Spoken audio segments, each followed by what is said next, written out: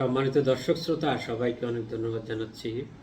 আজকে লাইফে খুবই গুরুত্বপূর্ণ দুইটা টপিকে কথা বলবো।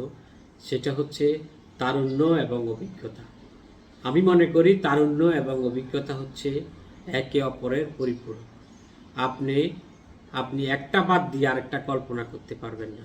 ধরেন আপনি তারুণ্য দিয়ে দিনে দিনে একটা ব্রিজ বানিয়ে ফেলতে পারবেন, কিন্তু ওই ব্রিজের টেকসই কি হবে এটাকে চিন্তা করার জন্য আপনার একটা অভিজ্ঞ লোকের দরকার হবে। এজন্য আপনি অভিজ্ঞতা ছাড়া এখানে থাকতে পারবেন না। আর আরেকটা বিষয় হচ্ছে যে একজন মানুষের লাইফের কখন চিন্তা জগতে পরিপূর্ণতা আসে, যদি এই কোশ্চেন যদি করা হয়, আমি বলবো 30-এর পরে।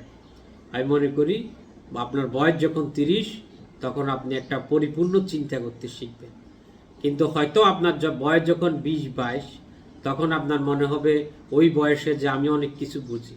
কিন্তু আস্তে আস্তে আপনার বয়স যখন বৃদ্ধি পাবে, তখন মনে হবে যে না, আমি আসলে আগের যে চিন্তা, ওই চিন্তা থেকে আমি একটু কম বুঝি, মানে এটা আপনার মনে হবে। এজন্য একজন 30-এর পরে হচ্ছে একজন মানুষ পরিপূর্ণ হতে শিখে। তো দর্শক, লাইফে আপনার বাঁচার জন্য অভিজ্ঞতা যেমন দরকার, অ্যাট দ্য সেম টাইম আপনার তারুণ্য দরকার। দুইটা একে অপরের পুরো। তো ধন্যবাদ দর্শক।